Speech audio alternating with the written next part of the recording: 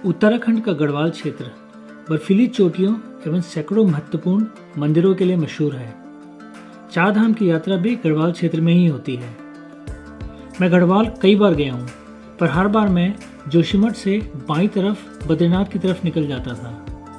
फूलों की घाटी, हेमकुंड साहिब, बद्रीनाथ एवं सतोपन झील की यात्रा इसी तरफ से होती है।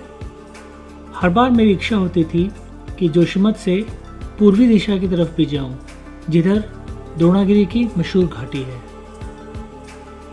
हमारे शास्त्रों के हिसाब से हनुमान जी इसी घाटी से संजीवनी बूटी लेकर लंका गए थे। हर बार की तरह मैं गाजियाबाद से करीब 4 बजे सुबह हरिद्वार की तरफ निकल गया। रुड़की से हरिद्वार के बीच का रास्ता जो कई वर्षों से बन रहा है, अभी भी उस पर काम चल रहा था, जिस कारण मुझे हरिद्वार पहुंचने में करीब 6 घंटे लग गए।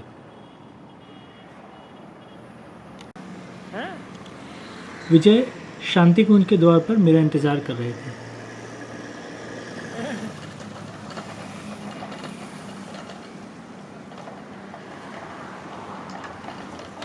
ऋषिकेश और श्रीनगर के बीच लैंडस्लाइड की वजह से हमें चंबा की तरफ से श्रीनगर जाना पड़ा, जिस कारण हमें रुद्रप्रयाग पहुंचने में रात हो गई। हम दोनों यह सोच रहे थे कि अब रात रुद्रप्रयाग में ही बिताई जाए या फिर थोड़ा आगे बढ़ जाएं, जिससे हम लोग सुबह जोशीमठ समय पर पहुंच सके।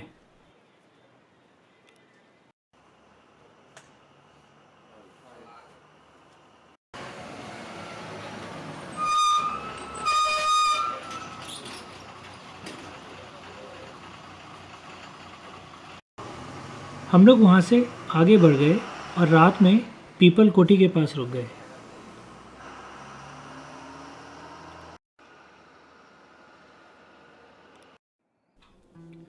मैं यहाँ कोई 4 साल के बाद आया था। चूंकि रात में ही हमने काफ़ी रास्ता तय कर लिया था, इसलिए अब हमारे पास काफ़ी समय था। हम लोग अपने गाइड और पूरी टीम से जोशीमठ में सुबह करीब 8 बजे मिलने वाले थे।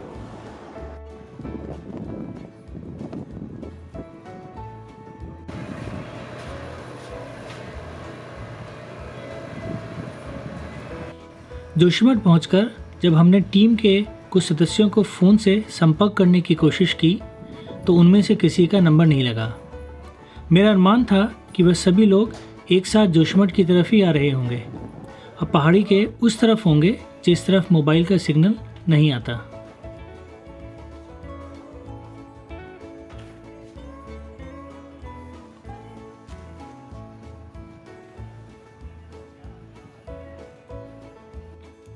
जब फ़ोन आया तो पता चला कि उनका हमसे मिलने का प्लान जुम्मा नाम के स्थान पर है, जो कि जोशीमठ से तपोवन होते हुए कोई 40 किलोमीटर की दूरी पर है। तो हम भी जुम्मा की तरफ बढ़ चले।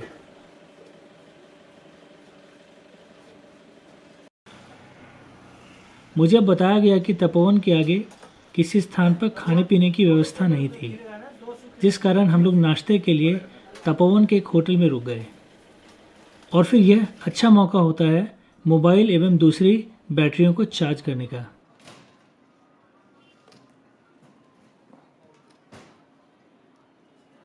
हिमालय क्षेत्रों के किसी भी दूसरे गांव या शहर की तरफ यहाँ पर भी सिर्फ ईंट, पत्थर एवं कंक्रीट के मकान दिख रहे थे। लगता है कि अब यहाँ लोग ज़्यादा और पेड़ कम रह गए हैं। हिमालय की सुंदरता का तो कोई नामो निशान तक नहीं था, कम से कम मेरी नज़रों में।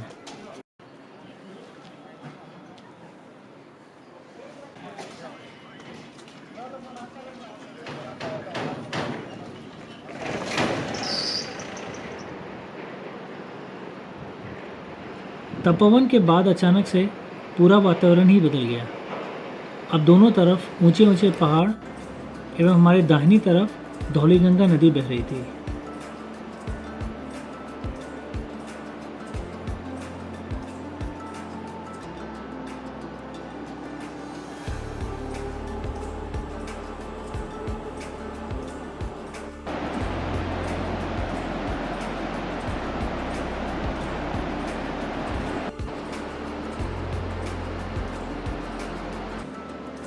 करीब 1 घंटे के बाद हम लोग जुम्मा पहुँचे, जहाँ से हमें पुल पार करके रोइंग गांव पहुँचना था, जहाँ से हमारी ट्रैकिंग चालू होने वाली थी। यहीं पर हमारे पोर्टर एवं दूसरे साथीगण हमारा इंतज़ार कर रहे थे। सुबह के कोई 10 बज चुके थे। इस वक्त हम लोगों ने ज़्यादा समय एक दूसरे को जानने एवं समझने के बजाय रोइंग गांव पहुंचने के तरीकों पर बिताया। मतलब जैसे कहीं गाड़ी रुक गई, अटक गई, तो हम धक्का गाड़ी करवा के वो अपना सामान लेकर चल तो देंगे आगे से।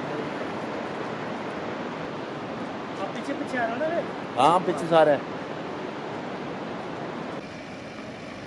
हमारे पोर्टर्स की टीम को देवेंद्र लीड कर रहा था। वह सभी लोग महिंद्रा की जीप में आए थे। वो सड़क उनकी जीप के लिए तो ठीक थी, पर मेरी छोटी कार को काफ़ी दिक्कत आई। पर जैसे तैसे हम लोग कोई 10 से 15 मिनट में रोइंग गांव पहुंच गए।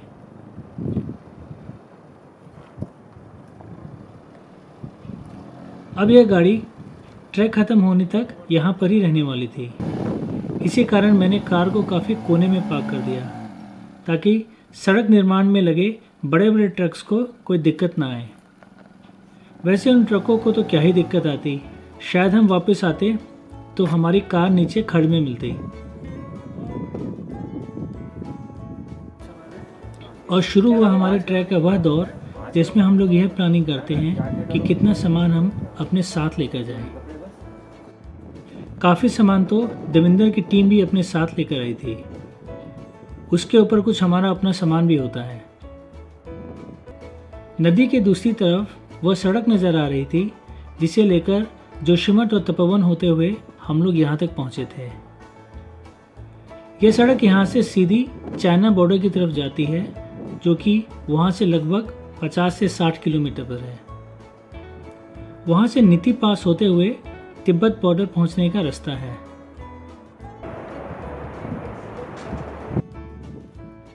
हम लोग टोटल 7 लोग थे। ऋषिकुंड ट्रैक में लगभग 5 दिन लगते हैं, तो इसी हिसाब से यह लोग खाने पीने का सामान पैक कर रहे थे। इसी बीच हमें उन्हें जानने और पहचानने का मौका भी मिला। यह नरेश है, जो कि ढाक का रहने वाला है। यह देवेंद्र है। यह संदीप है, हमारा मेन कुक। यह बलबीर और यह यशवंत है, यशवंत पेस्ट।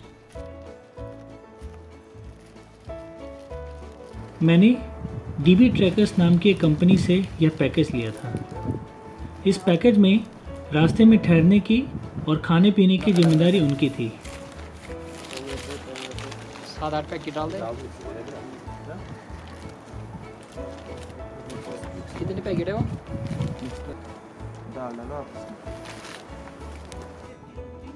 हमारे सामान ले जाने के लिए देवेंद्र की टीम ट्रैकिंग बैग लेकर आई थी, पर हमारे पास कुछ इलेक्ट्रॉनिक्स और कुछ टूटने फूटने वाली चीज़ें ज़्यादा थी, जैसे कि सोलर पैनल, जिस कारण हार्ड केसिंग वाले सूटकेसेस बढ़िया रहते हैं। इनका वजन 2 या 2.5 किलो से ज़्यादा नहीं होता, पर यह बहुत ठोस होते हैं। इस कारण उन लोगों ने हमारे बैग को ले जाने का फैसला किया। करीब 12 बज गए थे। अब समय आ गया था कि उस वक्त के मौसम के हिसाब से हम अपने कपड़े बदल लें। अब तक तो हम ज़्यादातर गाड़ी में बैठकर आए थे, पर अब हमें इस पहाड़ी मौसम के हिसाब से कपड़े पहनने थे।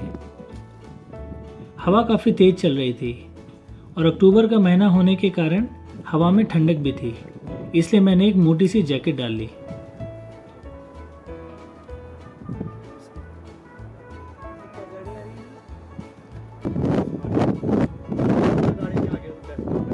क्योंकि वो संजीवनी लेके गए थे।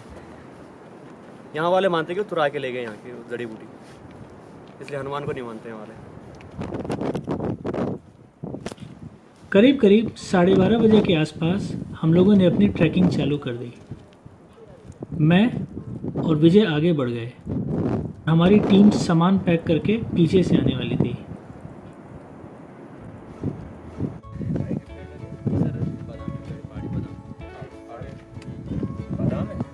और क्या होता है यहाँ पे? यहाँ पे सर रोइंग बहुत छोटा सा गांव है। गांव से नीति पास की तरफ जाने वाली सड़क बिल्कुल सामने नजर आती है। नवंबर का पहला हफ्ता था। सभी मकानों के दरवाजों पर ताला लगा हुआ था। इस वक्त तक गांव के लोग अधिक ठंड हो जाने के कारण नीचे की तरफ चले जाते हैं।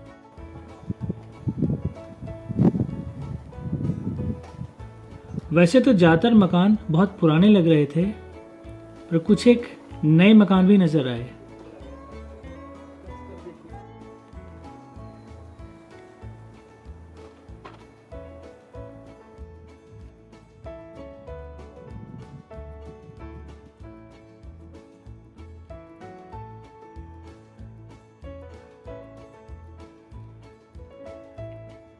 कुछ ही मिनटों में हम लोग गांव से बाहर आ गए तो पाया कि वह सड़क जहां पर हमने नीचे गाड़ी खड़ी की थी वह यहां तक भी आ गई है। नरेश हैरान था क्योंकि उसने यह उम्मीद नहीं की थी कि यह सड़क यहां पर भी बन रही होगी।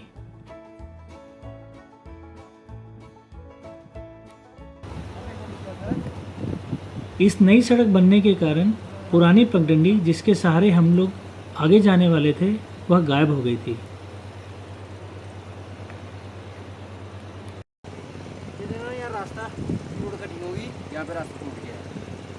हालांकि वह पगडंडी हमें सामने दोबारा मिल गई, पर आगे चलकर वो भी पूरी तरह टूटी फूटी हुई थी। नीचे से मशीनों के चलने की आवाज़ें आ रही थी। उस स्थान के ठीक नीचे सड़क बनने का काम चल रहा था। नरेश हमें वहाँ कुछ देर छोड़कर आगे का रास्ता पता लगाने के लिए नीचे रोड पर चला गया, ताकि वह लोग जो काम कर रहे थे वह हमें आगे का रास्ता बता सके। अजीब बात है, जो रास्ता तोड़ते हैं वही फिर आगे का रास्ता भी बताते हैं।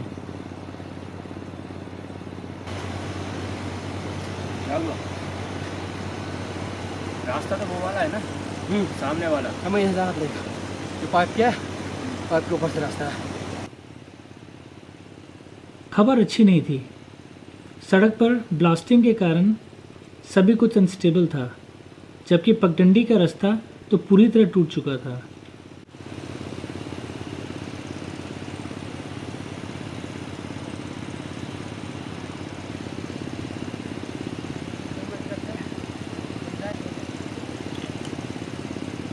सड़क बनाने वाले हमारी मदद को आ गए और उनकी मदद से हमने जैसे तैसे करके इस इलाके को पार कर लिया।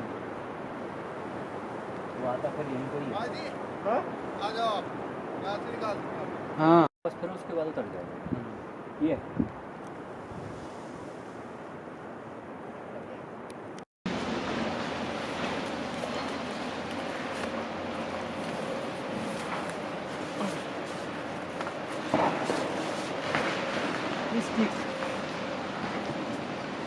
आई सर आई।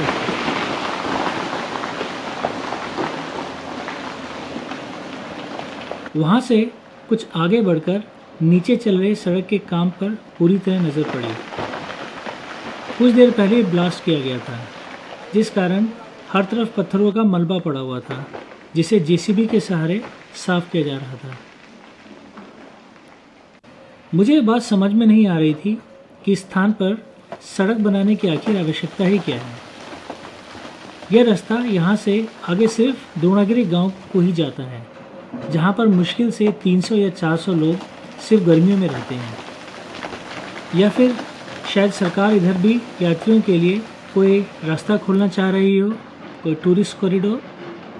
पर इन सभी के लिए कितनी बड़ी कीमत चुकानी पड़ती है वह हम लोग अपनी आंखों से देख रहे थे। इस तरह के ब्लास्टिंग से पहाड़ों को संभलने में कई दशक लग जाते हैं, और इस बीच लगभग हर साल अब यहाँ लैंडस्लाइड्स होते रहेंगे।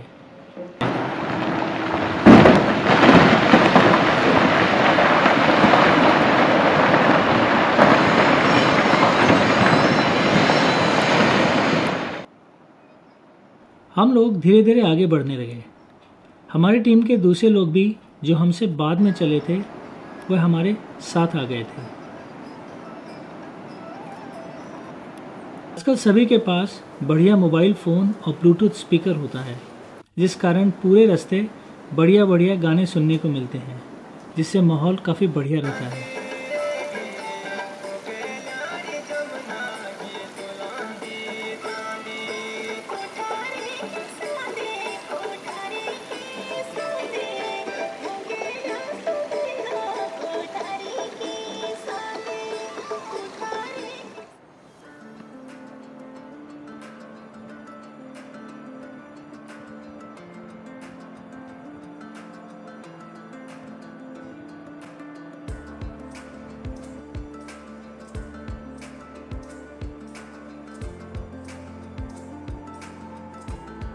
आसपास के पहाड़ियों का नज़ारा भी काफ़ी खूबसूरत था। ऊंचे ऊंचे विशाल पर्वत तथा उनके नीचे देवदार के घने जंगल।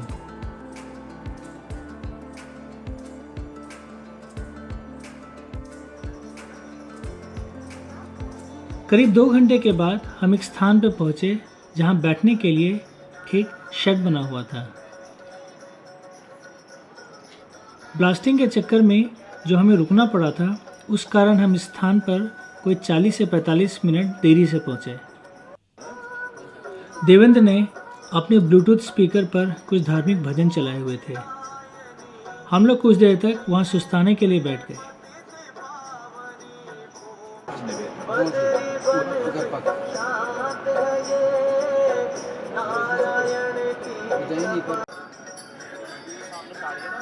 हमें यहाँ से कोई 3.5 या 4 किलोमीटर आगे एक स्थान पर आज रात रुकना था, जहाँ पर एक पक्का कमरा बना हुआ है। अपना जो गांव है वो किस तरह है?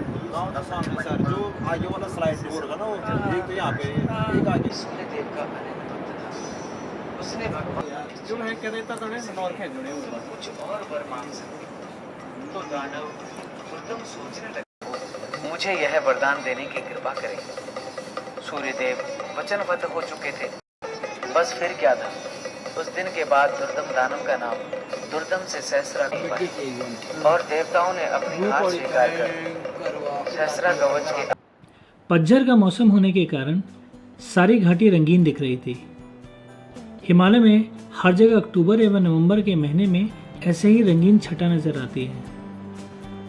और जब हमारे मन में यह बात थी कि हनुमान जी इन्हीं घाटियों से संजीवनी बूटी लेकर गए थे, तो सभी झाड़ियाँ, फूल एवं पत्ते हमें कुछ खास ही नजर आ रहे थे। उत्सुकतावश मन में यह बात आती थी कि जाने इनमें से कौन सी बूटी असली संजीवनी हो और मैं इस घाटी से अमर होकर वापस जाऊं।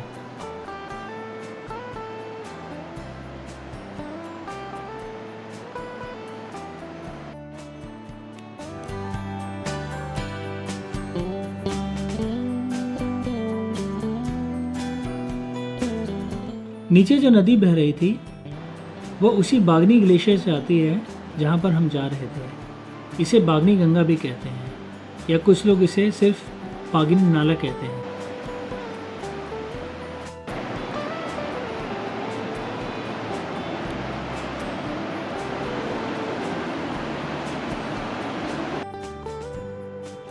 रह रहकर कुछ बारिश की बूंदें पड़ जाती थी, पर मौसम फिर भी ठीक ठाक ही था।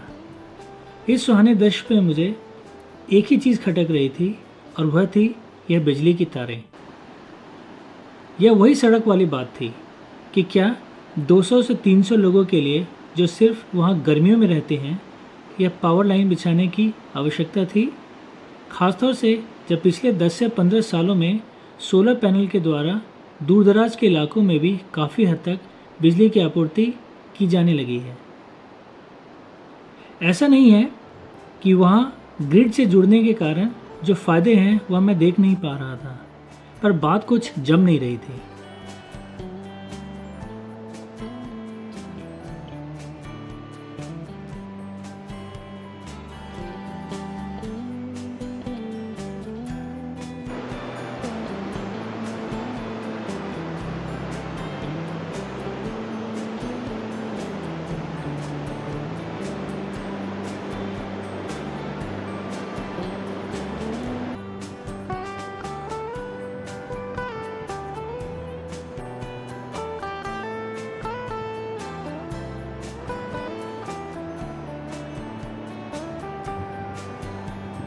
तविंदर, संदीप, बलबीर और जसवंत आसपास के गांव के ही रहने वाले थे।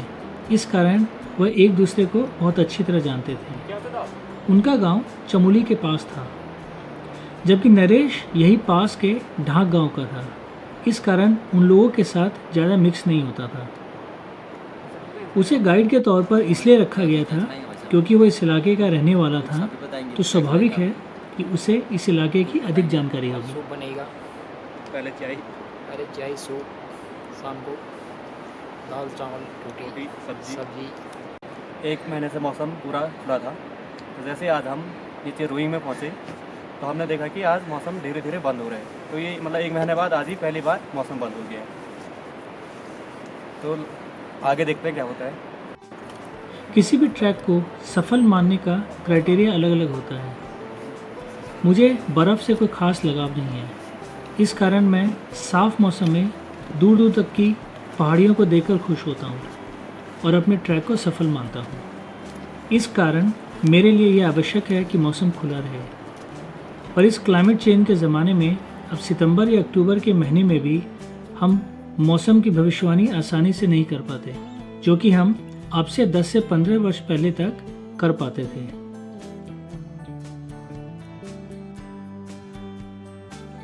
करीब करीब 4 बज गए थे। हमें कोई यहाँ से 1 या 1.25 किलोमीटर ही आगे जाना था, पर चढ़ाई बहुत अधिक थी। वैसे भी पहले दिन की चढ़ाई मुझे कुछ ज़्यादा ही कठिन महसूस होती है। दूसरे दिन से इस तरह के रास्तों में चलने की आदत सी हो जाती है। हमें वह मकान जहाँ रात में रुकना था नज़र आने लगा था। हमने मेन रास्ते को छोड़कर एक शॉर्टकट ले लिया।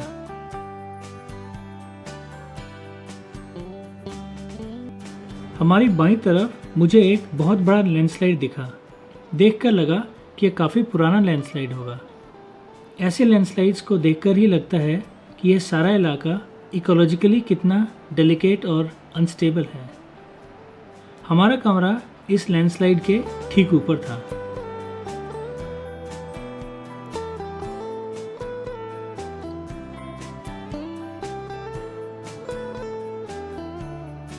हम लोग कोई 12:30 बजे रोइंग से चले थे और यहाँ रुक रुक कर पहुँचने में हमें कोई 4 या 4.5 घंटे लग गए। हम लोग वहाँ करीब करीब 4:45 बजे पहुँचे। हवा तेज़ बहने लगी थी और ठंड अचानक से बढ़ गई थी, पर इस मौसम में यह बहुत आम बात है। दविंदर ने हमारा टेंट मकान के ठीक पीछे लगा दिया था। टाइम कितना हो गया भाई? 5 बज गए सर। 5 बज गए। हाँ, अब आगे जाना मुश्किल है, आगे अंधेरा हो जाएगा, फिर तो दिक्कत आ जाएगी। फिर कब टेंट लगाएंगे? हो गया 5 बजे को 7 मिनट बाकी है। संदीप और बलवीर बगल के जंगलों से कुछ टूटी हुई लकड़ियां ले आए थे, जिससे हमारा खाना भी बना और वह आग सेकने के काम भी आई। खाना पीना खाकर हम लोग कोई 7 साढ़े 7 बजे तक सो गए। सुबह नींद खुली तो मौसम काफ़ी साफ था। कल जब शाम में हम यहाँ पहुँचे थे तब रोशनी कम हो जाने के कारण हम बहुत दूर तक नहीं देख पा रहे थे।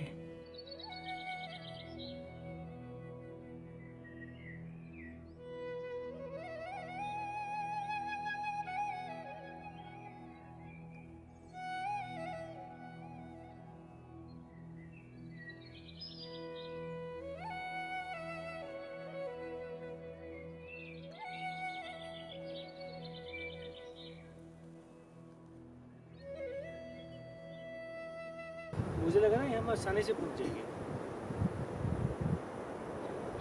अब जब अधिक रोशनी में उस रास्ते को देखा जो हमने कल कवर किया था, तो एहसास हुआ कि कल आखिर के 1 किलोमीटर में हमें, खास करके मुझे, इतनी तकलीफ क्यों हुई। चढ़ाई बहुत अधिक थी। संदीप एक तरह से हमारा हेड कुक था।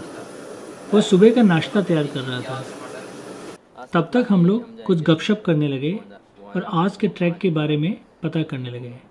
1 किलोमीटर नापता कौन है यार? ये अंदाजा है या आप लोग? अंदाजा ही। मेरे हिसाब से तो 7 किलोमीटर ज्यादा ही है। अगर आप देखा तो, अगर इसमें फेता डालेंगे तो 7 किलोमीटर ज्यादा निकलेगा ये तो। यहाँ से सेम करके चलिए। एक ऐप आता है नीचे से यहाँ नीचे से नीचे से द्रोणागिरी द्रोणागिरी तक 7 किलोमीटर बता रहे हैं ना ये लोग। आपके हिसाब से ज़्यादा है। मेरे हिसाब से तो ज्यादा है ये। और आपका क्या कहना है सर? हमारा कहना है इसमें स्वास्थ्य के लिए हमारे लिए कोई हानिकारक नहीं है। जब हम पियेंगे तब हम जिएंगे इसमें। तो आप कह रहे हो कि आप पियोगे नहीं तो जियोगे नहीं? जिएंगे नहीं। हाँ, चलो बहुत बढ़िया। ये हमारा मतलब रात का काटने का जुगाड़ है ना, हाँ। सोने का, इसलिए। और एक बोतल कितने की आती है? ये बोतल आती है हमारे लगभग 600 रुपए की। नाश्ते में मीठी दलिया और सूखे छोले बने थे। आमतौर पर आजकल हर ट्रैक में नाश्ते में यही दिया जाता है। मैं जल्दी से जल्दी आगे बढ़ जाना चाहता था ताकि द्रोणागिरी गांव पहुंचकर मैं द्रोणागिरी पर्वत के दर्शन कर सकूं।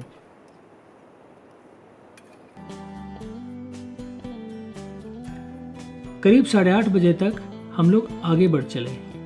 प्लान था कि आज शाम सेम खड़क रुकेंगे, पर अगर संभव हो पाएगा तो हम उससे थोड़ा आगे लोंगातुली रुकेंगे।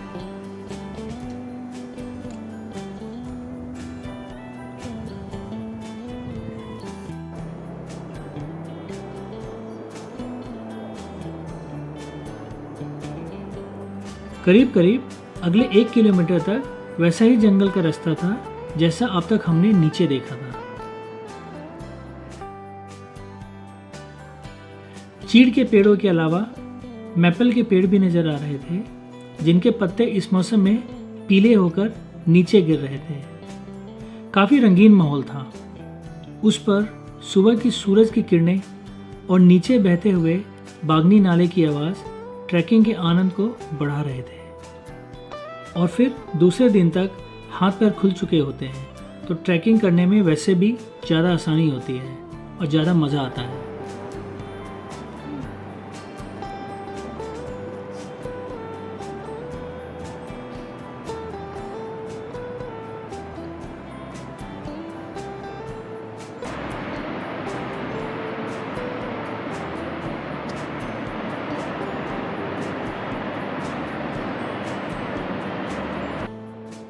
अब हमें इस रूट के एक बड़े और मशहूर लैंडस्लाइड जोन से गुजरना था। यहाँ आने से पहले मैंने जिससे भी बात की थी, उसने मुझे इस लैंडस्लाइड जोन की दुहाई देकर बहुत डराया था। मन में इसे देखने की बहुत अधिक उत्सुकता थी और वह अब हमारे आंखों के सामने था। जहाँ पहले पॉइंट पे खड़े थे बैठे थे, वो टॉप में जाके पीछे चल गया।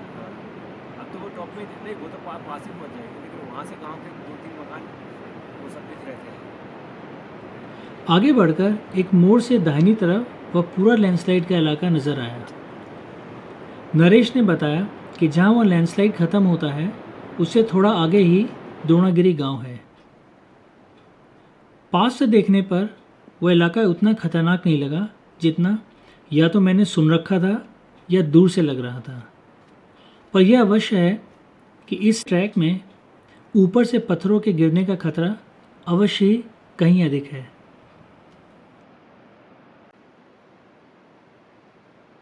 यह ट्रैक पानी के मामले में बहुत बढ़िया है। हर थोड़ी थोड़ी दूर पर ऊपर से गिरते झरने मिलते रहते हैं। इस वजह से हमें पीने के लिए ज़्यादा पानी अपने साथ ले जाने की आवश्यकता नहीं पड़ती, जिससे सामान का वजन थोड़ा हल्का रहता है। पिछले कुछ वर्षों में मैंने कुछ ऐसे ट्रैक भी किए हैं जिसमें पीने का पानी तक भी हमें अपने साथ ही ले जाना पड़ा था।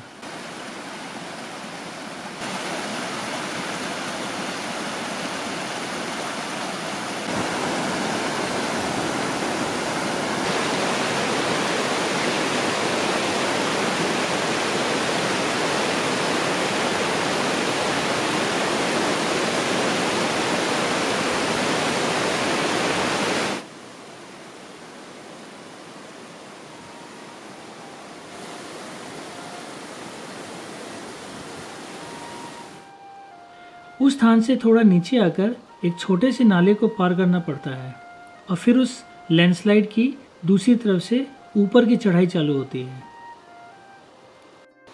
चढ़ाई चूंकि लंबी है, इस कारण हम लोग रुक रुक कर आगे बढ़ रहे थे, जो कि एक मायने में सही नहीं था, क्योंकि वहाँ ऊपर से ढीले पत्थरों के गिरने का खतरा काफ़ी अधिक था। पर इस तरह के छोटे मोटे खतरों के साथ ही हमें इस तरह की ट्रैकिंग करनी पड़ती है।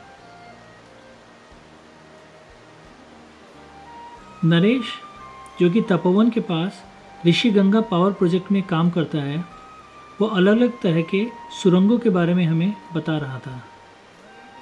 वह सुरंग बनाने वाले विभाग में ही काम करता है।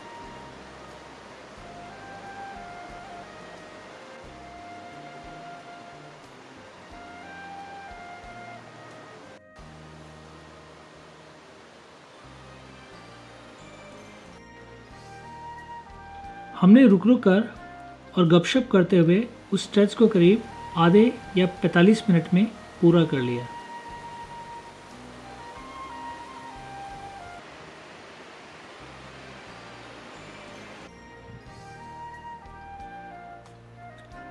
वह पास से भले ही खतरनाक ना लगा हो, पर दूसरी तरफ आकर जब हमने पलट कर देखा तो एहसास हुआ कि हमें वहाँ अधिक रुकना नहीं चाहिए था।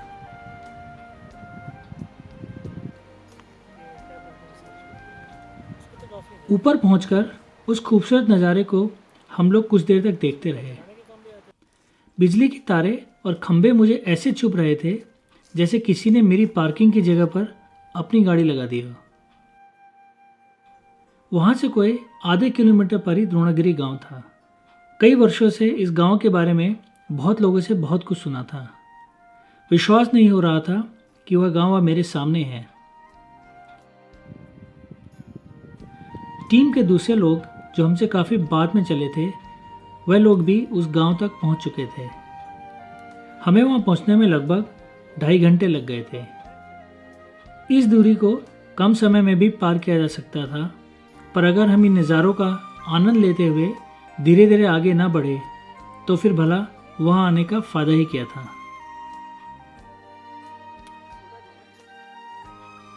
यह ट्रैक उन ट्रैक्स में से है जहां पर अंतिम पड़ाव से कहीं ज़्यादा आनंद वहां पहुंचने के रास्तों में आता है।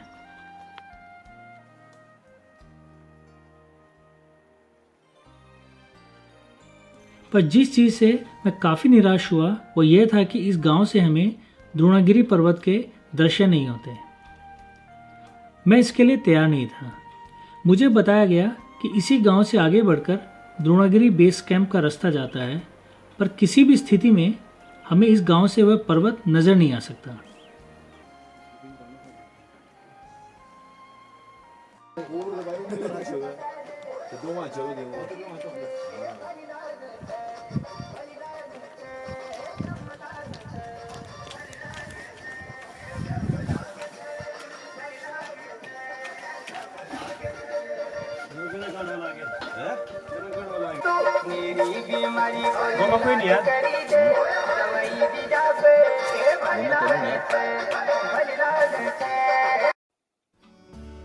बागनी ग्लेशियर गंगोत्री ग्लेशियर की तरह ज़्यादा मशहूर नहीं है, पर वहाँ पहुँचने के लिए जो द्रोणागिरी की घाटी हमें पार करनी पड़ती है उसे तो सब जानते हैं।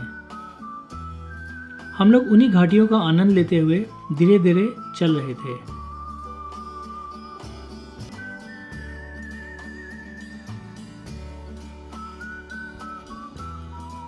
इसी गांव से इस तरफ ऊपर नंदीकुंड का रास्ता जाता है। वो रास्ता करीब 1 दिन का है। सुबह जाकर शाम को आया जा सकता है। यहाँ पर गढ़वाल विकास निगम का एक रेस्ट हाउस भी है।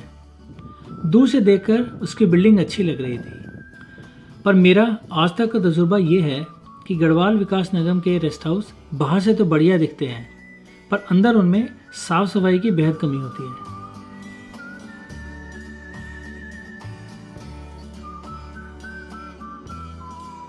कुछ देर सुस्ताने के बाद दविंदर, यशवंत, बलबीर और संदीप भी गांव तक पहुंच गए। जब नीचे रोइंग गांव से ही लोग गर्म इलाकों में जा चुके थे तो यह तो बिल्कुल नेचुरल था कि यह गांव पूरा खाली होगा। मुझे बताया गया कि 2-4 लोग अब सर्दियों में भी इस गांव में रुकते हैं।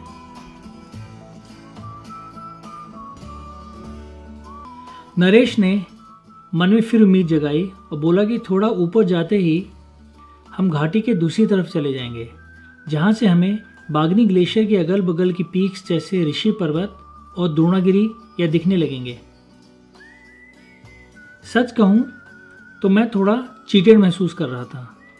मैं वहाँ द्रोणागिरी पर्वत को ही देखने आया था।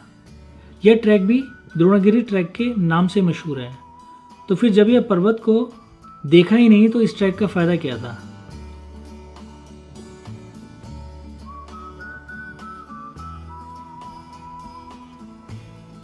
इन बादलों के पीछे हाथी पर्वत है जो कि इस ट्रैक रूट का सबसे प्रोमिनेंट पीक है। यह पर्वत हाथी की तरह जोशीमठ की तरफ से दिखता है। इधर से इसका आकार बिल्कुल अलग है, पर यह दिखता बड़ा आकर्षक है।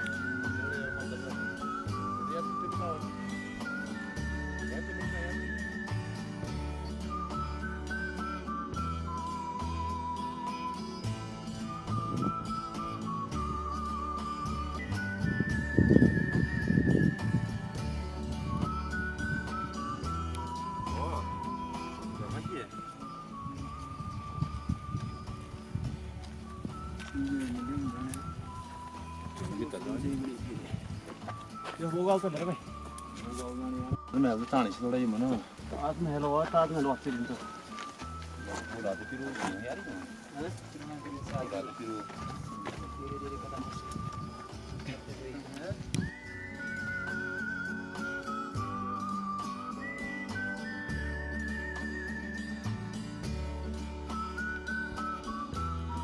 इसी तरफ से रास्ता जाता है जो कि द्रोणागिरी पर्वत के बेस कैंप तक पहुंचता है। पर हमारा रास्ता यहाँ से ऊपर जाकर नदी को पार करके दूसरी तरफ से जाने वाला था।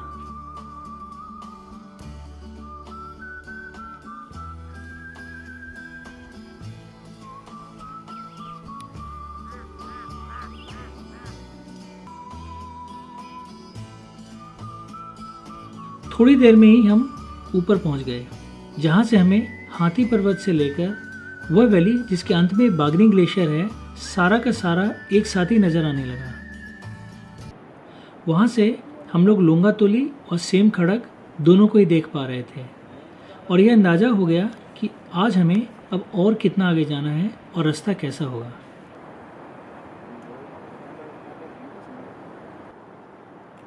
पर अफसोस बादलों की वजह से हमें उधर द्रोणागिरी पर्वत नज़र नहीं आया जहां नरेश के हिसाब से होना चाहिए था। मैं थोड़ा निराश तो था, पर वह वैली का दृश्य देखकर मैं काफ़ी हद तक खुश था और मुझे उम्मीद थी कि अगर आज नहीं तो कम से कम कल कुछ देर के लिए ही सही मुझे उस पर्वत के दर्शन हो जाएंगे। दूसरे पर्वत जैसे हरदेओल या त्रिशूली में मेरी दिलचस्पी कुछ कम ही थी।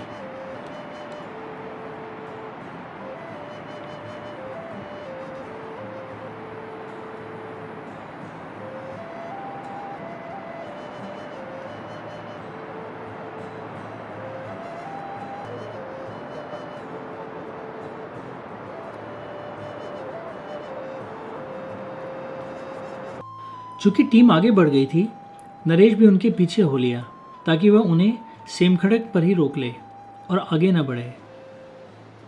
मैं और विजय भी धीरे धीरे आगे बढ़ने लगे। रास्ता साफ साफ बना हुआ था, इस कारण हमें आगे बढ़ने में कोई परेशानी नहीं आ रही थी।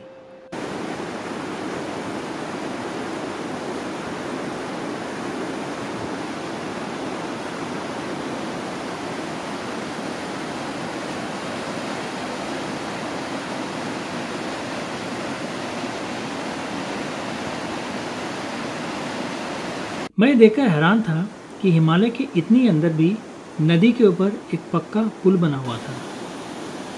पता नहीं यहाँ यह पुल गांव वालों की सुविधा के लिए बनाया गया था या फिर जंगलात वालों ने बनवाया था या फिर यात्रियों के लिए। जिनके लिए भी बना हो, इस पुल को मैं इस बेहद ही संवेदनशील इकोसिस्टम में मनुष्यों के दखल की तरह से देख रहा था।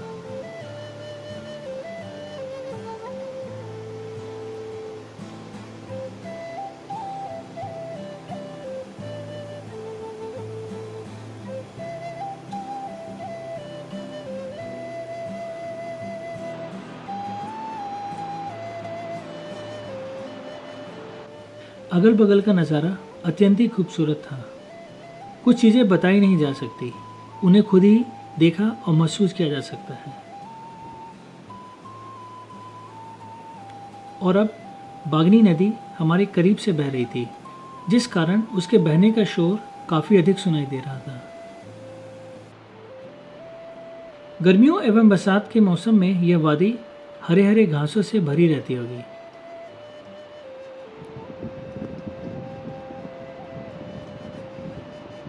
पुल पार करने के कोई 1 घंटे बाद हम लोग एक समतल स्थान पर पहुंचे।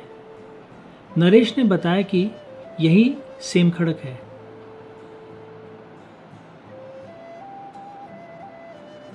नदी के दूसरी तरफ एक बहुत बड़ा खेत नजर आ रहा था। इस खेत के बारे में मैं अपनी प्रतिक्रिया बाद में व्यक्त करूंगा।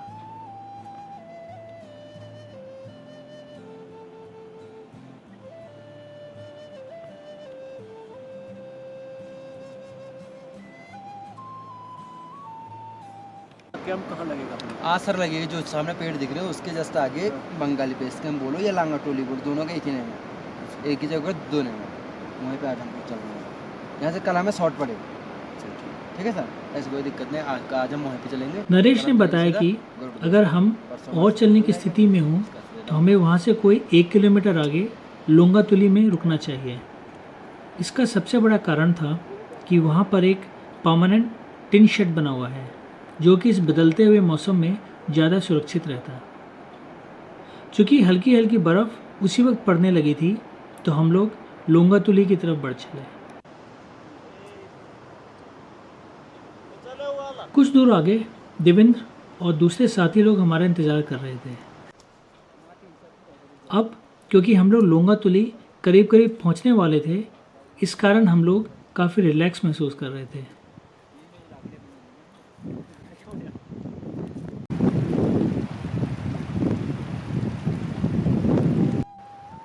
वैसे तो विजय बहुत ही चुस्ती के साथ ट्रैक करते हैं, पर जाने आज किसी कारण वह ज़्यादा थकान महसूस कर रहे थे। मेरे ख्याल में ऐसा कभी कभी हर किसी के साथ होता है। आखिर मैं भी तो किसी किसी दिन चुस्ती के साथ ट्रैक करने लग जाता हूँ।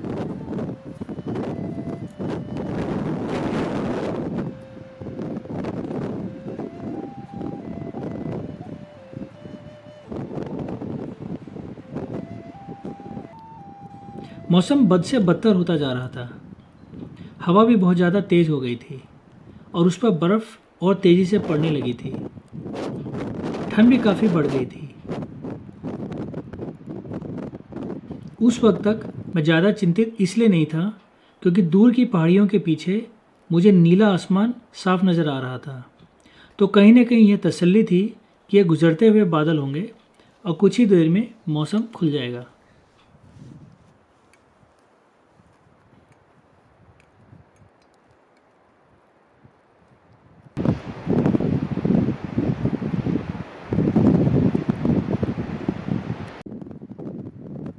लोंगातुली का मैदान बिल्कुल नदी के साथ है। वहाँ पहुँचकर कुछ देर हम लोग टेंट लगाने का स्थान ढूंढते रहे और उसके बाद उस टिन शेड के अंदर चले गए जिसके चक्कर में हम वहाँ आए थे।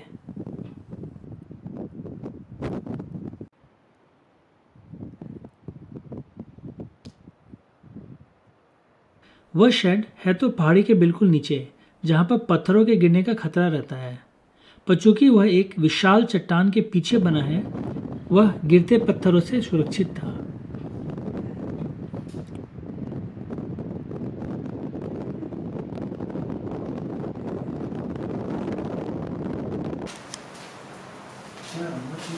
यशवंत अगल बगल से कुछ सूखी लकड़ियां उठा लाया, जिसे जलाकर हम लोग हाथ सेकने लगे। विजय, दविंदर और नरेश के साथ टेंट बिछवाने लग गए। क्योंकि वो काफ़ी थके हुए थे, इस कारण वह कुछ आराम करना चाहते थे और फिर बाहर ठंड भी काफ़ी ज़्यादा हो गई थी।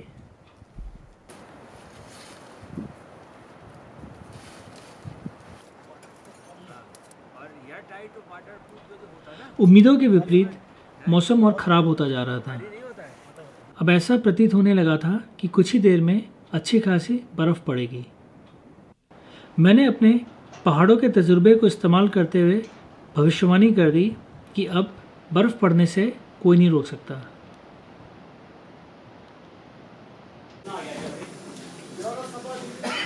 हमारे साथियों ने अपना टेंट शेड के अंदर ही लगा लिया।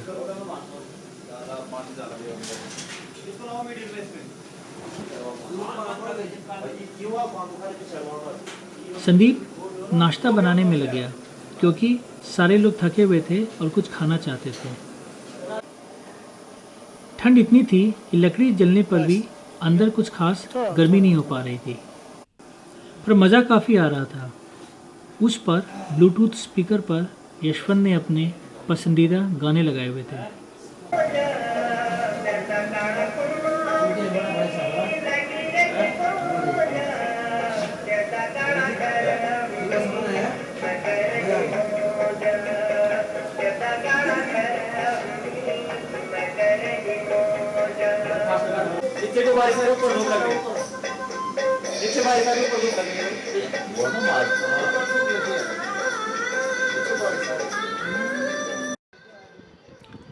जैसे कि अक्सर होता है, मेरी भविष्यवाणी के विपरीत मौसम खुल गया, जिस कारण हम सब लोग बाहर आ गए और नज़ारों को देखने लगे।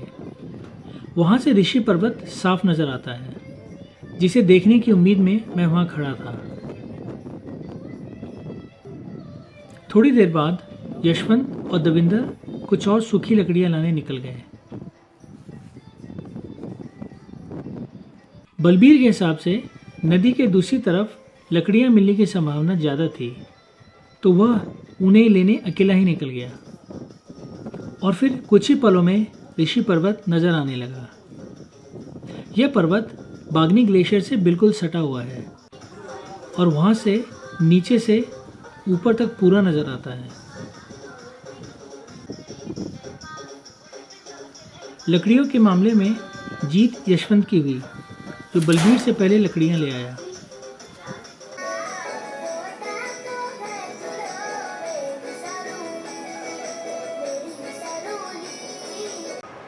खुले हुए मौसम को देखकर मैंने फिर से भविष्यवाणी की कि अब बर्फ़ पड़ने का खतरा बिल्कुल टल चुका है और अब हम खुले मौसम में ही आगे ट्रैक करेंगे।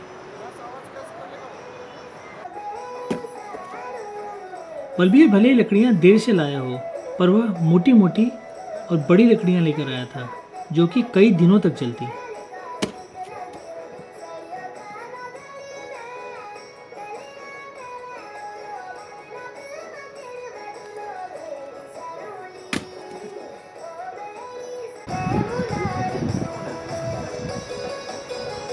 कॉरपोरेट वर्ल्ड से सीख लेते हुए बलबीर को बढ़िया लकड़ी लाने का इनाम मिला।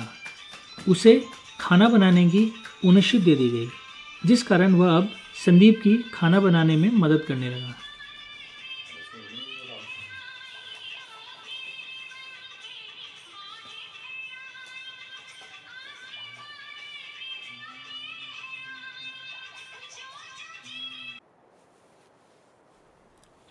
अगले दिन सुबह मेरी भविष्यवाणी की धज्जियां उड़ाती हुई कुछ इंचों की बर्फ की एक परत नजर आई।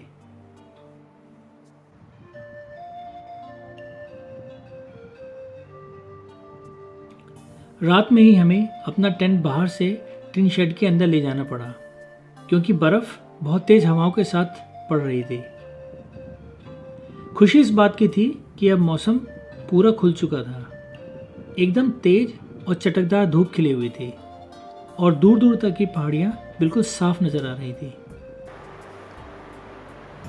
हम सभी लोग उस तेज धूप का आनंद लेने लगे। यह अच्छा मौका था हमें सारी बैटरीज को चार्ज करने का। बिना समय गंवाए मैंने सोलर पैनल खोल दिए और बैटरीज को चार्जिंग पर लगा दिया।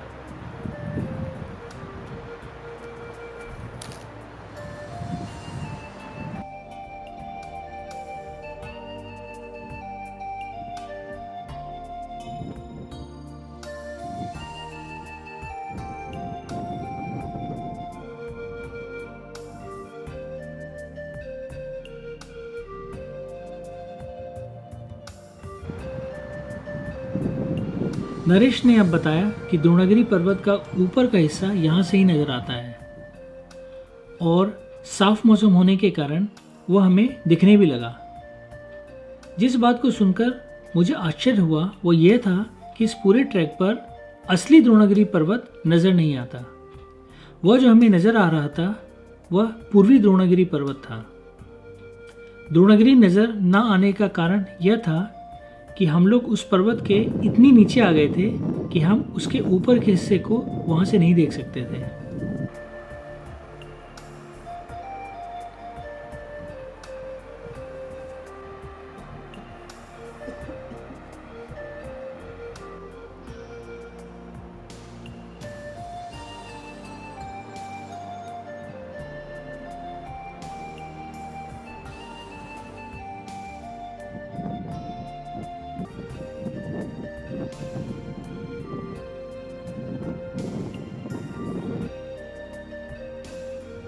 नाश्ते में आज संदीप ने हलवा बनाया। हम सभी लोग धूप सेकते हुए हाथी पर्वत के बैकग्राउंड में नाश्ता करने लगे। नाश्ता करते हुए हम लोग आगे के ट्रैक के बारे में बात कर रहे थे। लुंगातोली द्रोणागिरी गांव से लगभग 3.5 या 4 किलोमीटर पर होगा, ये मेरा अंदाज़ा है। आज हमें वहाँ से बागनी बेस कैंप जाना था, जो कि वहाँ से लगभग 5 किलोमीटर पर है।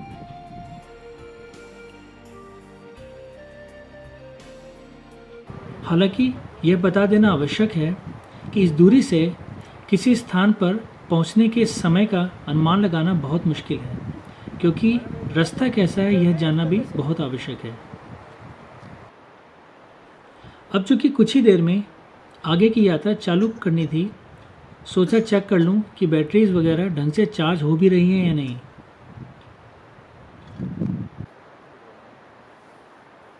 पहाड़ों पर धूप बहुत तेज पड़ती है। कोई 1 या सवा घंटे में ही सारी बर्फ़ करीब करीब ख़त्म हो गई।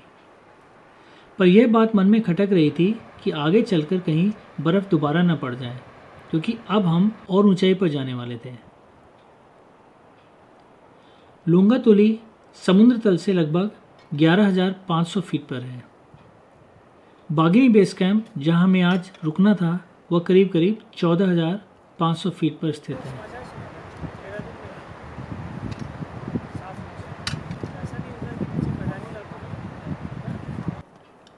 अब टेंट को खोलकर समेटने का काम चालू हो चुका था। मैं भी चलने के लिए तैयार होने लगा, इस ख्याल से कि आज शाम तक मुझे और भी नए पीक्स नज़र आएंगे। मैं जोश से भरा हुआ था।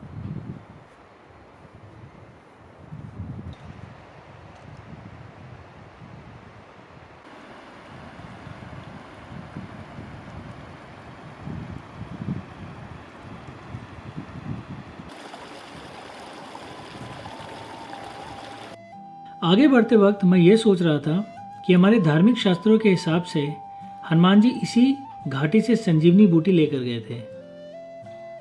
अब वनस्पति करीब करीब खत्म हो चुकी थी, तो यह बात समझ नहीं आई कि क्या हम उस बूटी को पहचान नहीं पाए, या फिर वह अब उगती ही नहीं है, या फिर कहीं वह काल्पनिक बूटी तो नहीं। ऐसा नहीं है कि मैं ये उम्मीद कर रहा था कि हमें असली संजीवनी बूटी मिल जाएगी, पर हैरानी की बात थी गाइड ने कोई उससे मिलती जुलती जड़ी बूटी तक के बारे में बात नहीं की।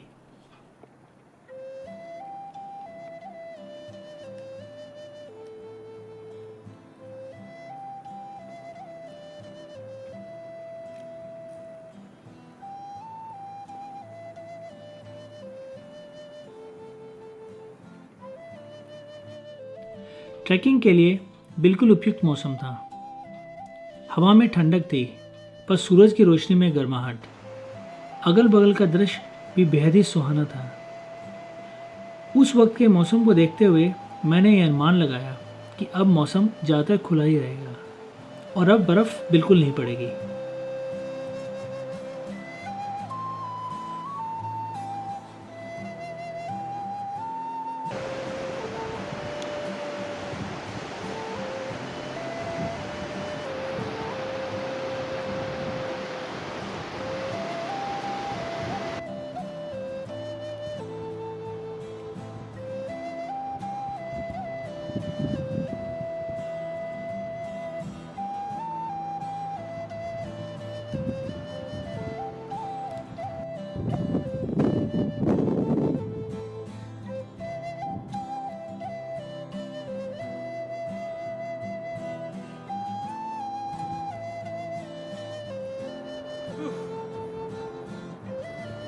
कुछ चीज़ें शायद कभी नहीं बदलती, जैसे सूरज का पूर्वी दिशा से उगना, भारतीयों का कोहिनूर हीरे से बेइंतहा प्रेम और हर ट्रैक में मेरा सबसे आखिर में पहुंचना।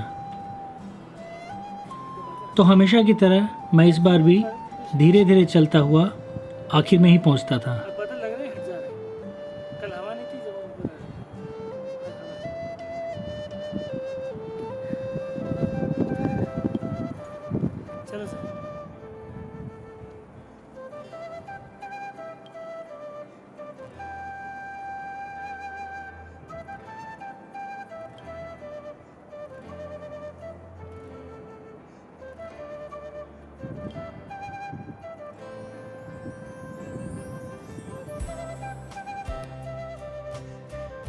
आगे रास्ता और भी पथरीला होता जा रहा था, जो कि स्वाभाविक ही था। इस ऊंचाई पर और ग्लेशियर के इतने करीब टेरेन ऐसा ही होता है। नदी की चौड़ाई को देखकर यह अनुमान लगाना कठिन नहीं था कि मानसून के सीजन में बागनी नदी का फैलाव काफ़ी अधिक होता होगा।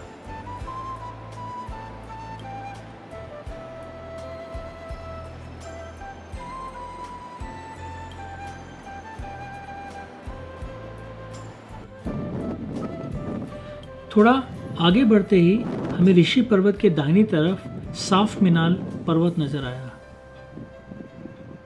इन दोनों की मैंने बहुत सारी तस्वीरें देखी थी। आंखों के सामने नीले आसमान के बैकग्राउंड में उन्हें देखकर बहुत अच्छा लग रहा था।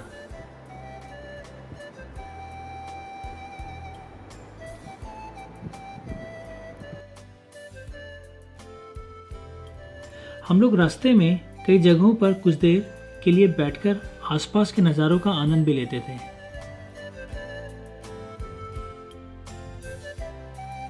हिमालय के ट्रैक्स में यह जरूरी नहीं कि हम जहां पहुंचना चाह रहे हो वही स्थान महत्वपूर्ण हो। आनंद तो तब आता है जब हम उस पूरे वातावरण में रम जाएं, ठहर ठहर कर उन्हें ध्यान से देखें और महसूस करें।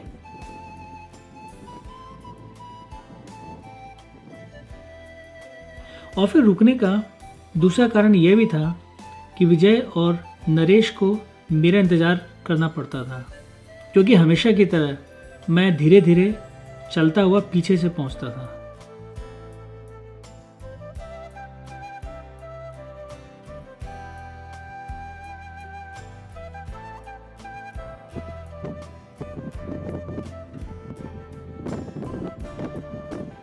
हम जैसे जैसे आगे बढ़ रहे थे, रास्ता और पथरीला होता जा रहा था। कुछ कुछ जगह पर पगडंडी नजर आती थी और कहीं कहीं पत्थरों पर चढ़कर जाना पड़ता था। मैं ये नहीं कहूँगा कि रास्ता कठिन था, पर अधिक ऊंचाई में आ जाने के कारण ऑक्सीजन की कमी का एहसास होने लगा था। थोड़ा चलकर भी थकान बहुत अधिक हो जाती थी।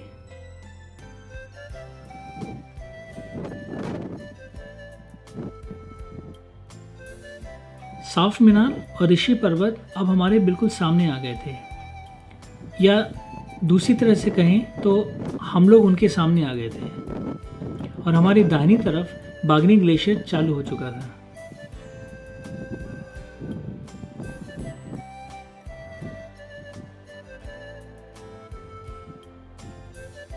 हम लोग करीब करीब लोंगातुली से 4 या 4.5 किलोमीटर आगे आ चुके थे।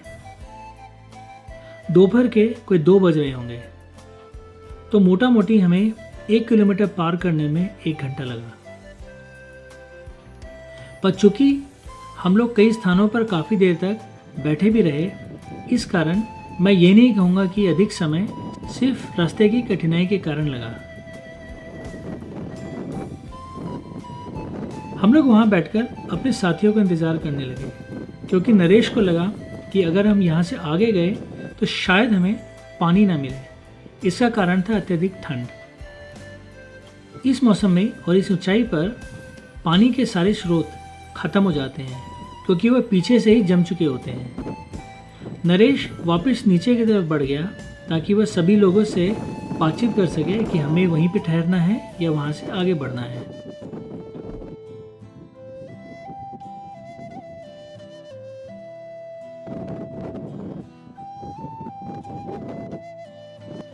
करीब आधे घंटे बाद दूसरे साथी भी पीछे से आ गए। आगे आगे बलबीर था, दूसरे लोग उसके पीछे पीछे आ रहे थे।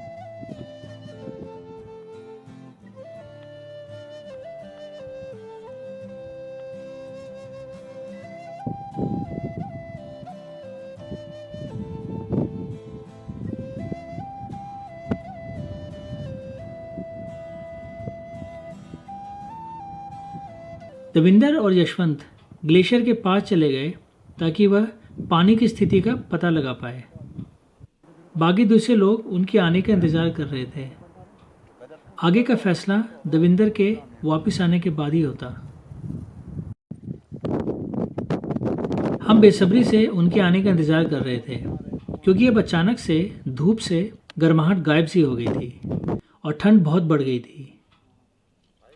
दूसरी तरफ बादल भी नजर आने लगे थे। इस कारण यह आवश्यक था कि हम फैसला जल्दी से करें।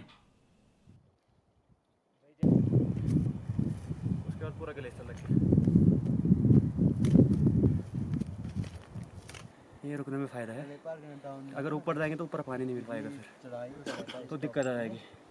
तो यहाँ क्या है कि 1 किलोमीटर दूर है ही, पर पानी मिल जाएगा यहाँ पर पर्याप्त। तो आज यहाँ रुकने में फ़ायदा है। कोई दिक्कत नहीं है। मतलब वो चार्ज पे तो लगा दे सामान। हाँ लगा दो, कोई दिक्कत नहीं। फिर थोड़ी देर बाद क्या पता क्या हो, बारिश आए क्या है। ऊपर नहीं हो पाएगा पानी।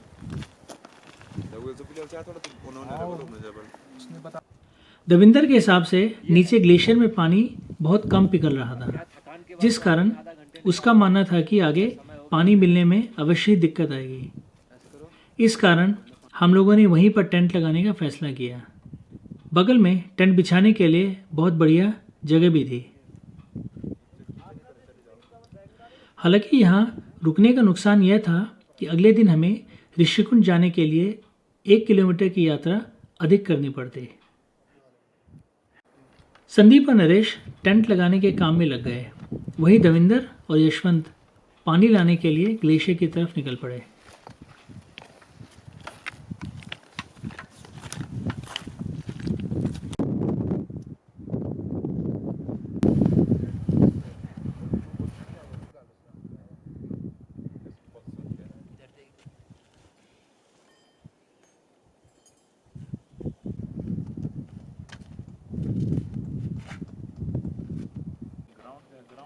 मेरे आज के मौसम की भविष्यवाणी का फिर से मजाक उड़ाते हुए काले काले बादल नीचे की घाटी से ऊपर की तरफ आने लगे थे।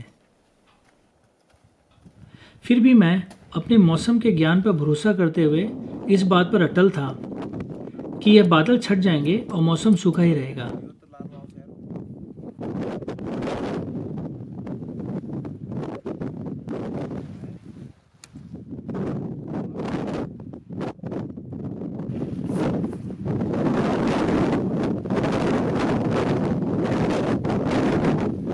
खैर मौसम ने वही किया जो उसे करना था। काफ़ी तेज़ बर्फ़ पड़ने लगी। अब हमारे पास भी गपशप करने के लिए, अगले दिन की प्लानिंग करने के लिए और गाने सुनने के लिए काफ़ी समय था।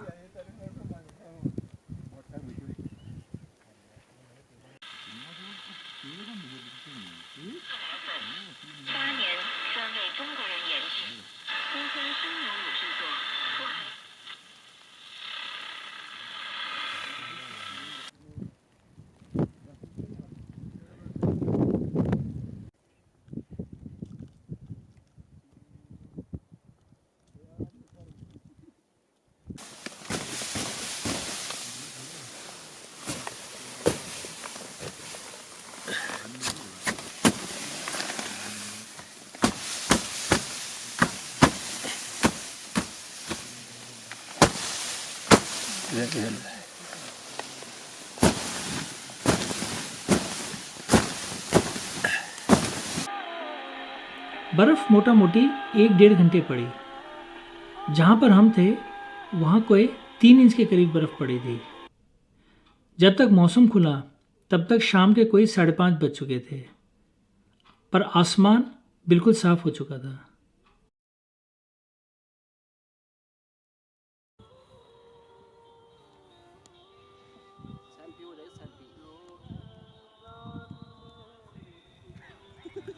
हम लोग खा पी कर कोई 7 या 7:30 बजे तक सो गए, क्योंकि अगले दिन हमें काफ़ी लंबी यात्रा करनी थी। व्हाइट में मस्त व्यू आएगा पूरा।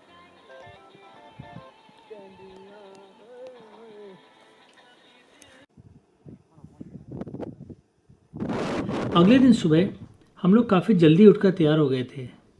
मौसम साफ होने के कारण दूर हाथी पर्वत पर हमने सूरज की पहली किरण देखी। पूरा इलाका जो कल तक बिल्कुल पथरीला दिख रहा था, आज सफ़ेद बर्फ़ की मोटी चादर में ढक गया था।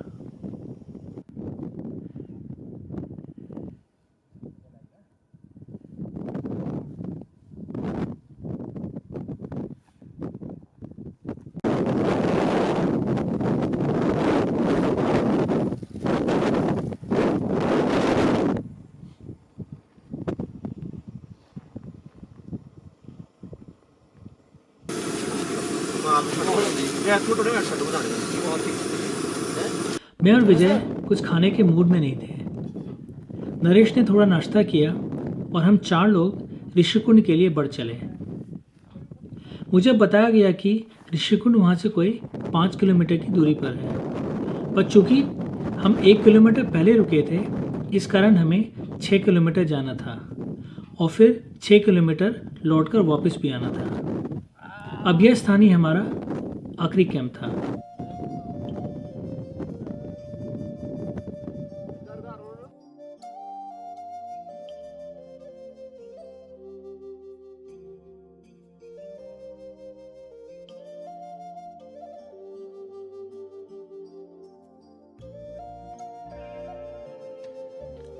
बर्फ में चलना आसान नहीं होता, खास तौर से पत्थरों पर आसानी से पैर फिसल जाते हैं और कई जगहों पर हमें पत्थरों के बीच की गहराई का पता भी नहीं चलता।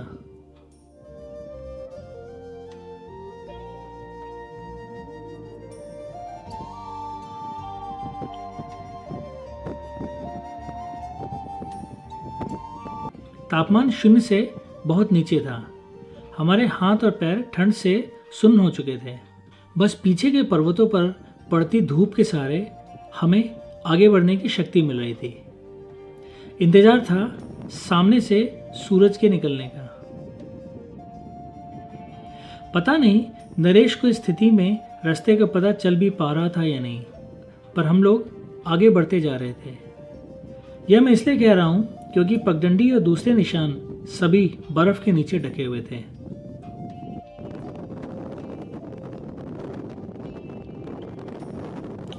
यह अति आवश्यक है कि कोई भी व्यक्ति इस मौसम में ऐसे ट्रैक पर आए तो वह एक अच्छे क्वालिटी के सनग्लासेस लेकर आए। अभी स्थिति ऐसी थी कि हम लोग जिस दिशा से आए थे उस तरफ बर्फ पर सूरज पड़ने के कारण इतनी जगमगाहट हो रही थी कि हम देख भी नहीं पा रहे थे। गॉगल्स न होने के कारण देखने में दिक्कत होती है और बड़े आसानी से सिर में दर्द चालू हो जाता है।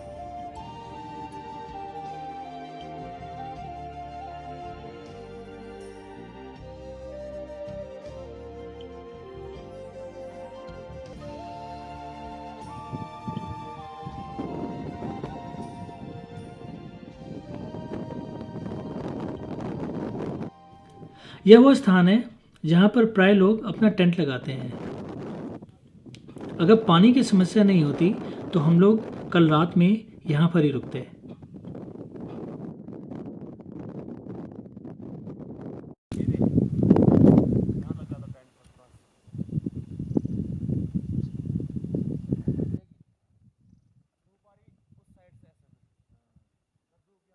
सूरज की रोशनी पड़ते ही सारा माहौल बदल गया।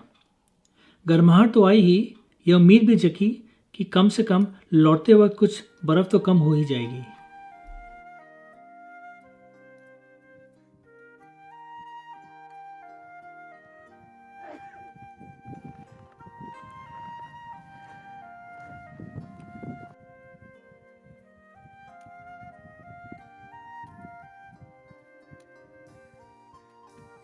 हम लोग धीरे धीरे 20-20, 30-30 मीटर के टारगेट्स बनाकर चल रहे थे। इस तरह का पथरीला रास्ता कुछ दूर तक ही था। हमें दूर से ये नज़र आ रहा था कि लगभग 1 किलोमीटर के बाद करीब करीब मैदानी इलाका चालू हो जाएगा। नरेश ने भी हमें यही बताया।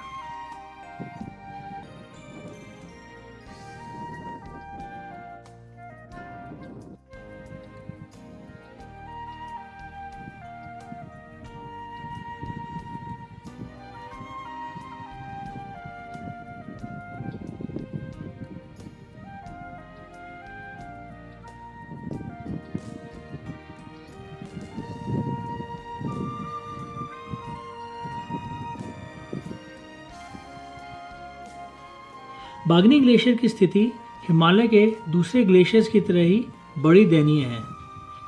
लग रहा था पूरा का पूरा ग्लेशियर ही कोलैप्स कर जाएगा। उसमें बड़े बड़े क्रीवास थे।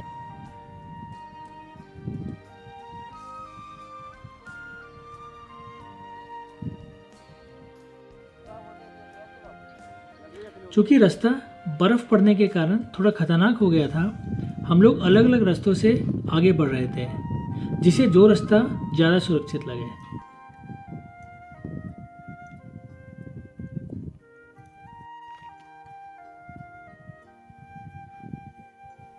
साफ मीनार जो ठीक हमारे सामने था, उसकी ऊंचाई 6,911 मीटर है। पहली बार 1975 में जापान की एक टीम ने उसे समिट किया था। दूसरी बार 2004 में एक अमेरिकन और ब्रिटिश टीम ने उसे उत्तरी पश्चिमी दिशा से समिट किया था।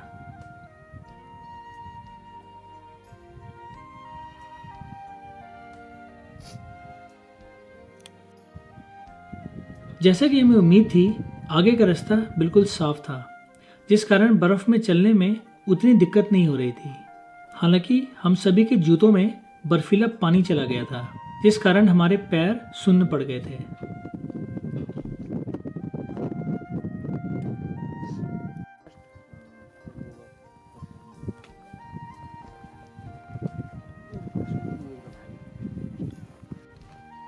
ऋषि पर्वत की ऊंचाई लगभग 6,992 मीटर है और यह द्रोणागिरी, मिलाम और उत्तरी ऋषिगंगा घाटियों के बीच में स्थित है।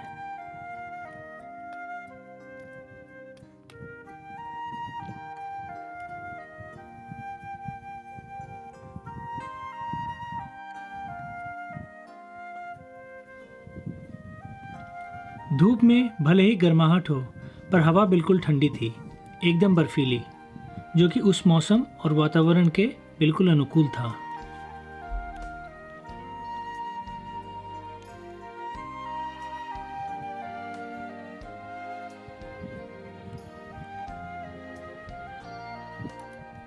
अब तो इंतजार था कालंका पर्वत को देखने का, जो कि साफ मीनार के दाहिनी तरफ है, और उसके दाहिनी तरफ है एक बहुत ही आकर्षक पर्वत जिसका नाम है चैंगबैंग।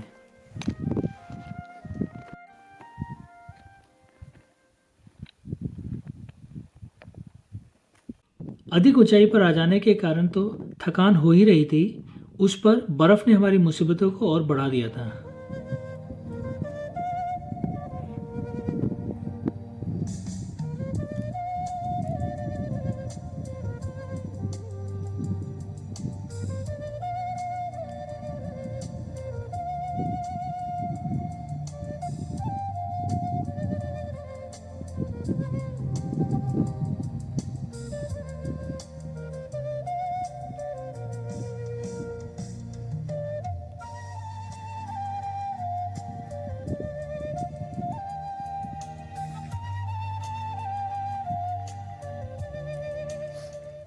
थोड़ा आगे बढ़कर हमें दाहिनी तरफ कालंका पीक नजर आई।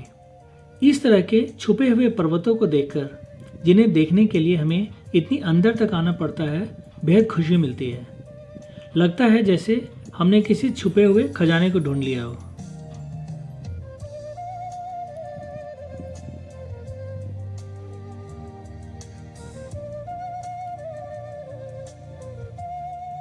ये रही ऋषिकुंड की आखिरी चढ़ाई, ऋषिकुंड की जय। बोलो परम पूज्य गुरुदेव की जय जय भोले।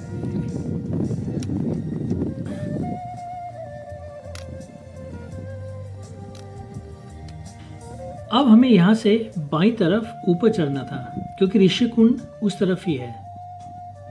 हमारा विचार था कि हम लोग आगे बढ़े और कोने से ऊपर की तरफ बढ़े, क्योंकि हमें वहाँ चढ़ने का ग्रेडियंट ठीक ठाक लग रहा था। पर नरेश के हिसाब से यह बगल का रास्ता ऊपर जाने के लिए ठीक था। क्योंकि हम लोग गाइड पर भरोसा करते हैं, इसलिए उनके बताए रास्ते को ही फॉलो करते हैं। हमने वही रास्ता लिया, हालांकि मैं इस रास्ते से खुश नहीं था। यह रास्ता अगर सूखा होता तो इसमें कोई खास परेशानी नहीं थी, पर बर्फ के कारण चढ़ना बहुत मुश्किल हो रहा था। बर्फ हटाकर हमें पत्थरों के बेस को देखना पड़ता था कि वह हमारा वजन उठाने के लायक है भी कि नहीं, जिस कारण हमें इस 200 मीटर की चढ़ाई को पूरा करने में लगभग 1 घंटा लग गया।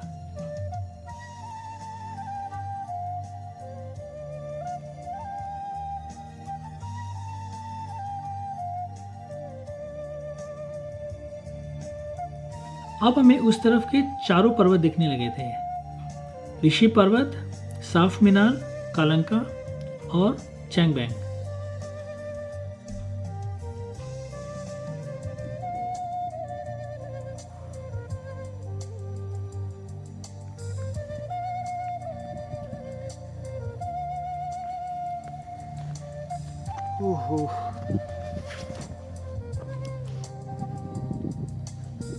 मुझे लगा था कि ऊपर पहुंचते ही हमें झील नजर आ जाएगी, पर ऐसा नहीं था।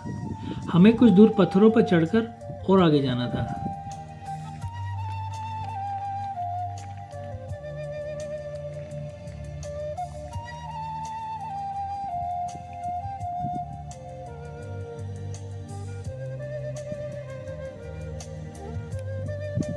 हम लोग पिछले कोई 4 घंटों से चले आ रहे थे। ऑक्सीजन की कमी ने अपना असर दिखाना चालू कर दिया था। अब चलना भी मुश्किल होता जा रहा था, पर सामने के पर्वत जैसे अपनी शक्ति से हमें अपनी तरफ खींच रहे थे। यही मजा है ऐसे ऊंचाई वाले स्थान पर ट्रैक करने का। आप कितने भी थके हो, आसपास के दृश्य आपको अपनी तरफ खींचते चले जाते हैं।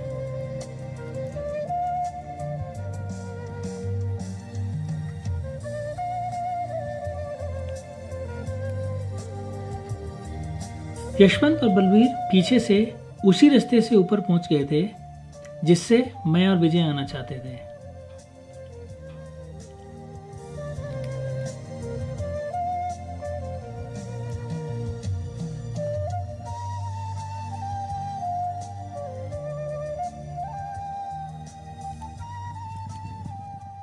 और फिर नजर आया त्रिकोणीय आकार का ऋषिकुंड। खुशी इतनी थी जिसे शब्दों में बयान करना संभव नहीं था, और आसपास के नज़ारों का तो क्या कहना। हिमालय के बारे में हम जैसी कल्पना करते हैं, यह स्थान बिल्कुल वैसा ही था।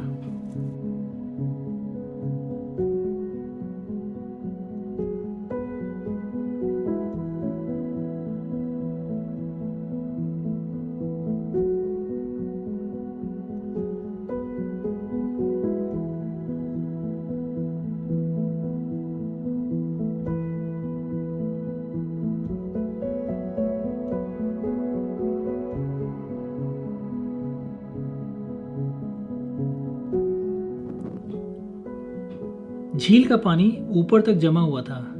ऊपर से देखकर लग रहा था जैसे वह तितली के आकार का हो। हम लोग वहां चुपचाप बैठकर बस उन दृश्यों का आनंद ले रहे थे। बर्फीली ठंडी हवा और उस पर गुनगुनी धूप, और सामने साक्षात ऋषि पर्वत। हम सभी स्तब्ध थे।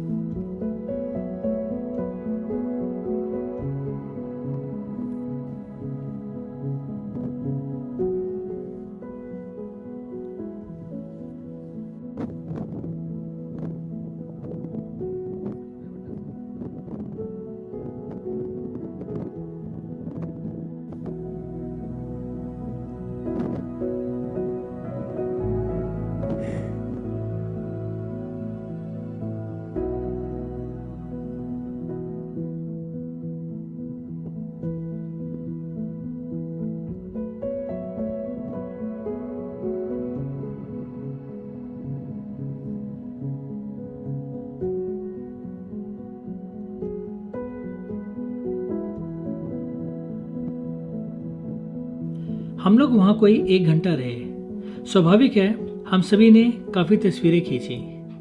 उन दृश्यों को मन में कैद करके और भरे मन से करीब करीब 1 बजे हम लोग वहाँ से नीचे की तरफ बढ़ चले, क्योंकि हम नहीं चाहते थे कि लौटते वक्त पिछले दिन की तरह हम बर्फ़ में फंस जाएं। नीचे उतरते वक्त हमने वही रास्ता लिया जिसे यशवंत और बलवीर ने ऊपर जाने के लिए लिया था, और वो आसान था। लौटते वक्त बर्फ़ थोड़ी पिघल गई थी, जिस कारण चलने में आसानी हो रही थी। हमें साफ नज़र आ रहा था कि मौसम फिर से ख़राब हो रहा है, जिस कारण मैंने एक बार फिर से भविष्यवाणी की कि आज शाम में फिर से जोरदार बर्फ़ पड़ेगी। हम लोग करीब 3:30 बजे तक टेंट में आ गए थे। क्योंकि हमारे पास समय था तो हमने सोचा क्यों न वो रात हम लोंगातुली में बिताएं। इस कारण हम लोग कुछ खा पी कर करीब 4:30 बजे लोंगातुली के लिए निकल पड़े। उस शाम प्रकृति ने फिर से मेरा मजाक उड़ाया। कोई बर्फ़ नहीं पड़ी, परंतु पहले की पड़ी हुई बर्फ़ के कारण नीचे उतरना उतना आसान नहीं था, जिस कारण हमें वहाँ पहुँचते पहुँचते शाम के 7 बज गए।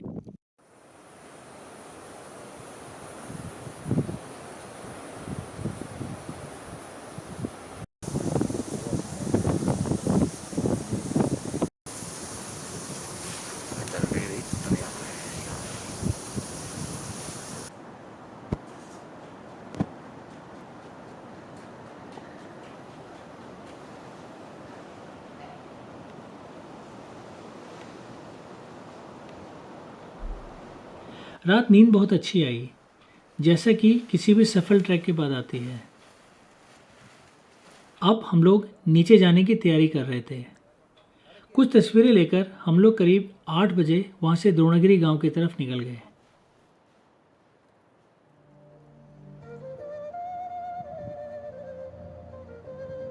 लौटते वक्त मैं हनुमान जी के द्रोणागिरी पर्वत के एक हिस्से को लंका ले जाने के बारे में सोच रहा था। रामायण का वह प्रसंग इस घाटी से ही जुड़ा हुआ है। यह सोचकर एक अजीब सा एहसास हो रहा था। मुझे यह बात भी बताई गई थी कि नीचे द्रोणागिरी गांव के लोग हनुमान जी की पूजा नहीं करते। उनका मानना है कि हनुमान जी उनसे पूछे बगैर वह पर्वत चुरा कर ले गए थे।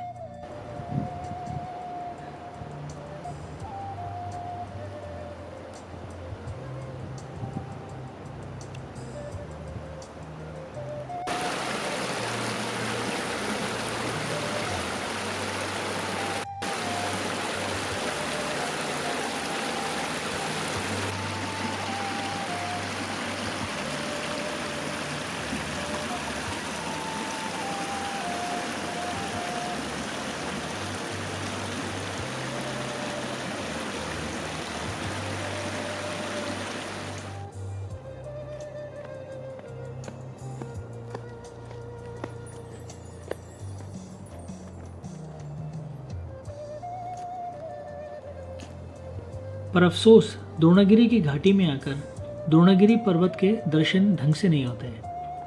खैर, कुछ दिनों में मैं इस पर्वत के दर्शन कुआरी पास ट्रैक से करने वाला था, जिसमें कि पूरे रास्ते द्रोणागिरी पर्वत हमारे बैकग्राउंड में होता है। ठीक उसी प्रकार से जैसे इस रूट में हाथी पर्वत हमारे बैकग्राउंड में हमेशा रहता है।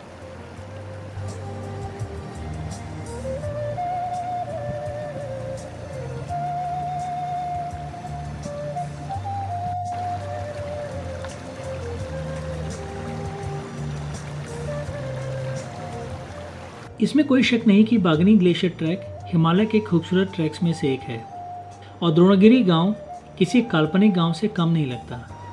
पर ना चाहते हुए भी मैं अपने मन से घाटियों में ब्लास्ट करते हुए सड़क का काम, जेसीबी मशीन्स, बिजली के खंभे और बड़े बड़े खेतों को प्रकृति के बहुत ही संवेदनशील संतुलन में मानव के दखल के तौर पर देखता हूँ, जो कि हर सीमाओं को पार कर गया है। अगर हम अपनी जनसंख्या को ऐसे ही बढ़ाते रहे तो क्या हमें इस दखल को किसी भी हद तक ले जाने का अधिकार है?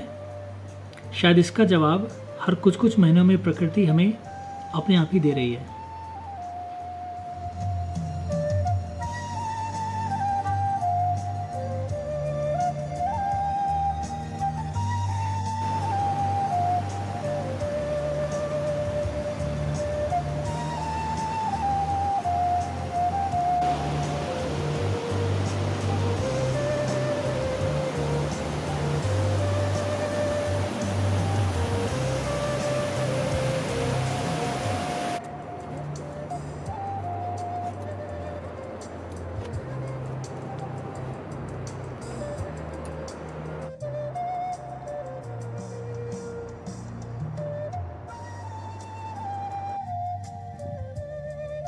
हम लोग कोई 1.5 घंटे में ही द्रोणगिरी गांव पहुंच गए। पीछे से बलवीर और दूसरे साथी भी साथ साथ ही पहुंचे।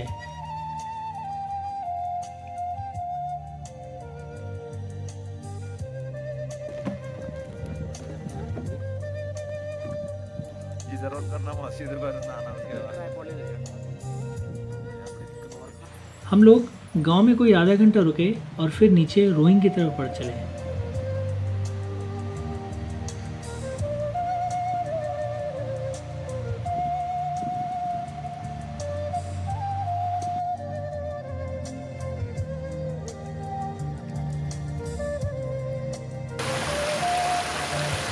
पीछे अभी बर्फबारी का असर यहाँ भी दिख रहा था। जगह जगह आइसिकल्स बने हुए थे। मैंने उम्मीद नहीं की थी कि बर्फ इतनी नीचे तक भी पड़ी होगी।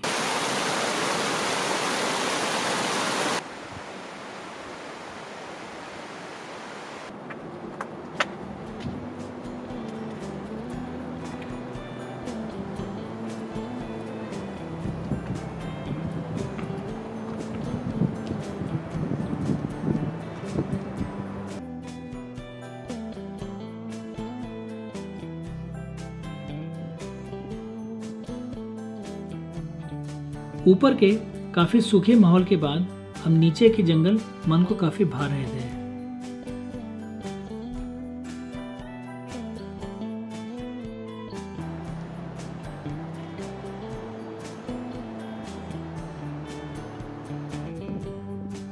जाते वक्त जहां ब्लास्टिंग की जा रही थी वहां का काम समाप्त हो गया था।